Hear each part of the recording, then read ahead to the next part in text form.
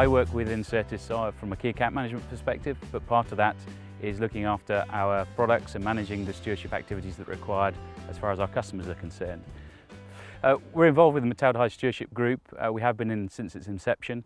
We are a manufacturer of both metaldehyde slug pellets, so we've got a particular interest trying to maintain those products on the marketplace, because without them, then we lose an option for growers, and that's the key for us, is to maintain those options. Equally, we also are suppliers of ferric phosphate, and obviously that has quite a key role to play within the metaldehyde stewardship criteria. With regard to the metaldehyde stewardship guidelines, one of the key factors is looking at the timing of application and actually trying to manage those rates of use to keep it within a voluntary 210 grams of active per hectare. Another key aspect of the metaldehyde stewardship is obviously preventing the pellets either from direct entry into watercourses or through runoff is buffer zones. There's a voluntary 6-metre buffer zone around all fields when you're looking to apply metaldehyde.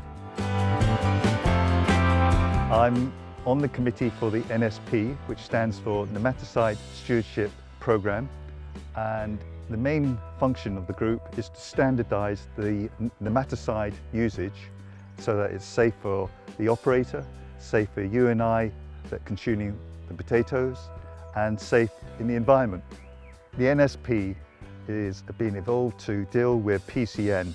Now, PCN is valued at about £26 million a year to our industry, so it's an essential that we get the control of PCN, and there's no yield detrimental effect and there's no multiplying effect. And to minimise that, you want to be able to use the nematicide that you're using effectively, and that means making sure you've got the right rate, you're putting on the right way and at the right time, and the essential thing now is to calibrate your equipment.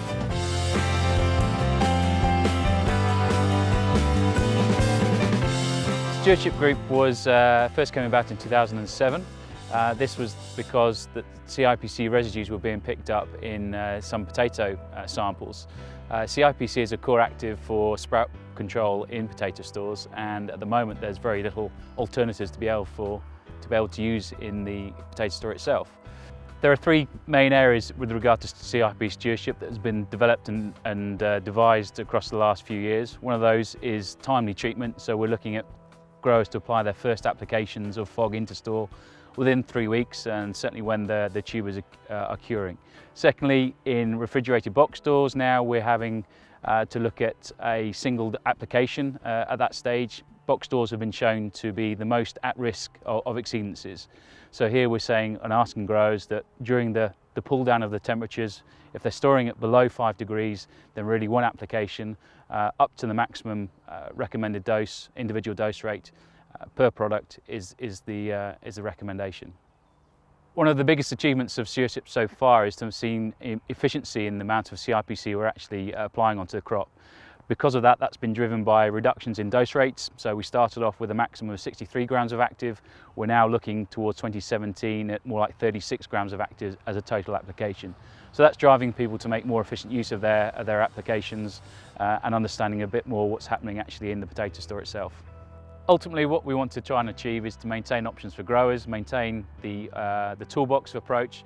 With sprouts control, at the moment we are reliant on CIPC, and by doing and encouraging stewardship practices to be taken up by growers, we hope we can secure the future for this product 10 years in the future.